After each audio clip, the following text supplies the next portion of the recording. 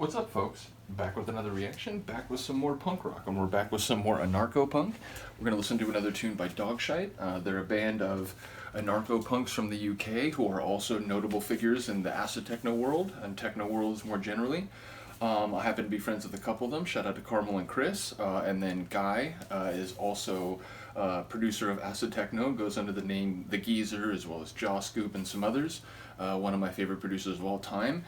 And on this release, Sam DFL is also in the band. He is also techno producer, making a lot of tracks with Chris. And my understanding is that he sort of runs the Stay Up Forever studio. So once again, shout out to all them. Shout out to Grow Your Own Records, sort of independent, anarchistic punk rock label.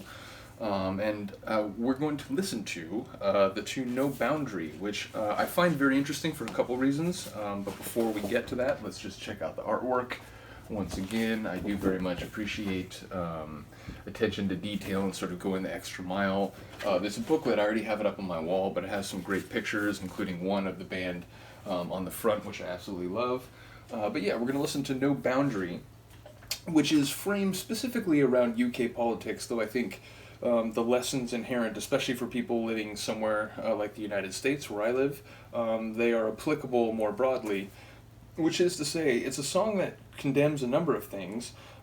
First, it condemns sort of the legacy, the bloody history and legacy of colonialism, of imperialism, of the conquering of neighboring and even far-flung territories in the name of king, country, or religion, in the name of, national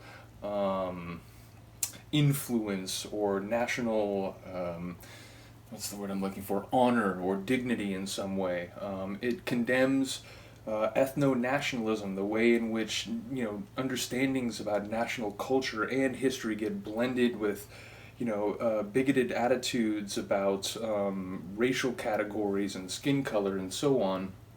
And it's also a condemnation of the way in which society gets saturated with the culture and politics that are the legacies of these destructive, oppressive, and violent forces.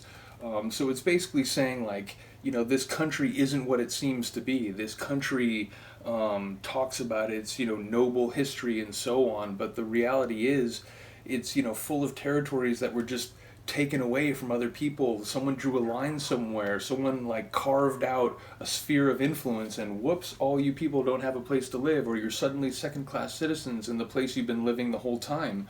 I studied for my graduate degree, I studied Indigenous and American history, in particular in relation to the American federal government and the way they dealt with tribal entities and so on.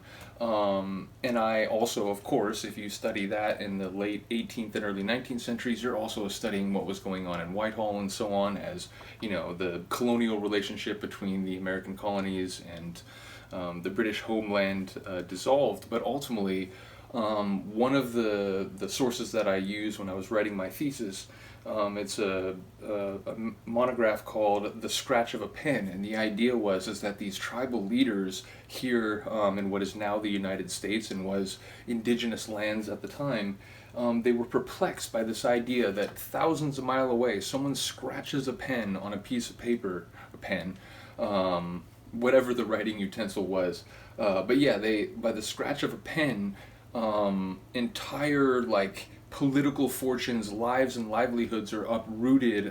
People are exiled or forced to leave their ancestral lands. Why? Well, because someone signed a piece of paper thousands of miles away, and it was like, this doesn't make sense. How could, my entire tribal entity be forced to have some negative consequences because someone wrote on a piece of paper so far away? So I think this song is getting at the same concepts in terms of the way in which empires were forged by stealing territory and brutalizing peoples, and all in the name of national glory and so on. So the idea that this nation isn't what it touts itself to be. This nation isn't this free, loving place which just serves the glory of Queen and God and so on.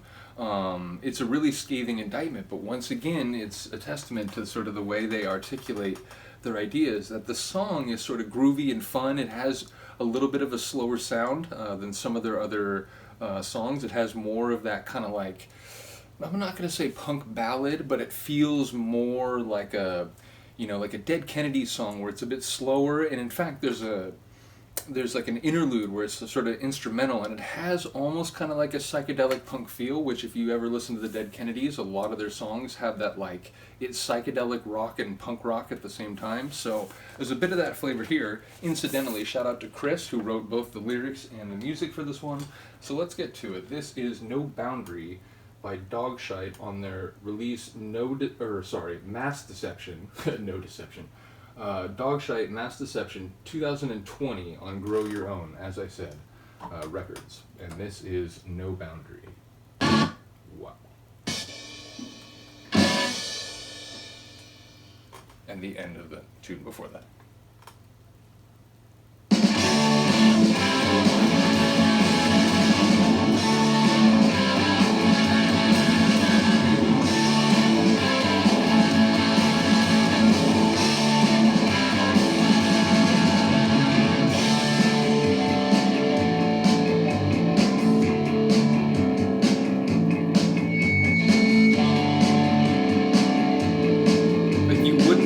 If Jello's voice came in right here. But fair to say, and full respect to Jello, Carmel's voice is a little more sonorous.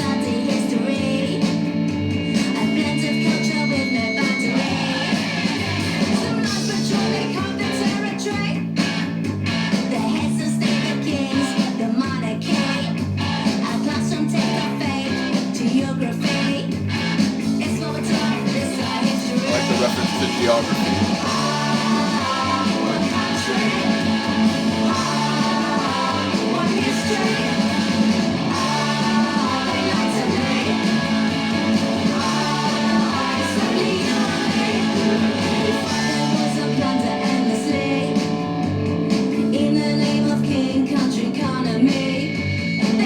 I love the like feedback, like.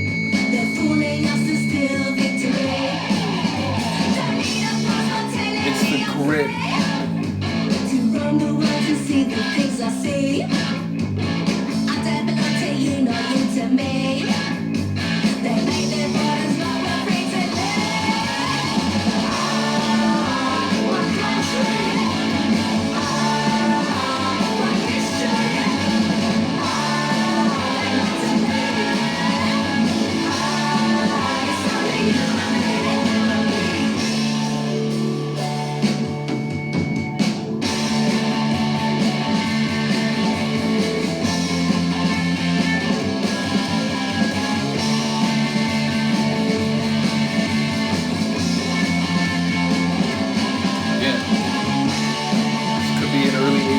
Kennedy's record at this moment, which is like the highest praise I could give, really.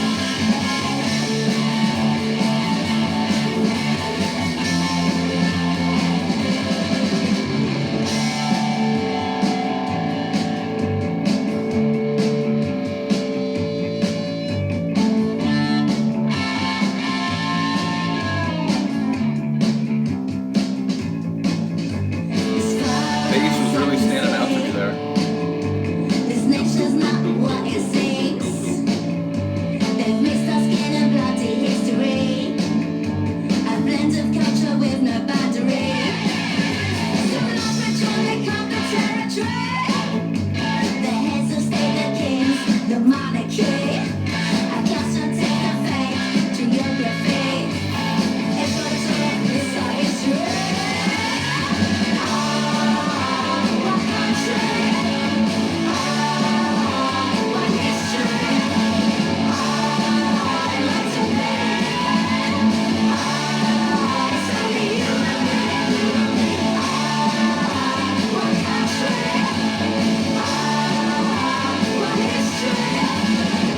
Heard backing vocals. Yeah, I heard some backing vocals.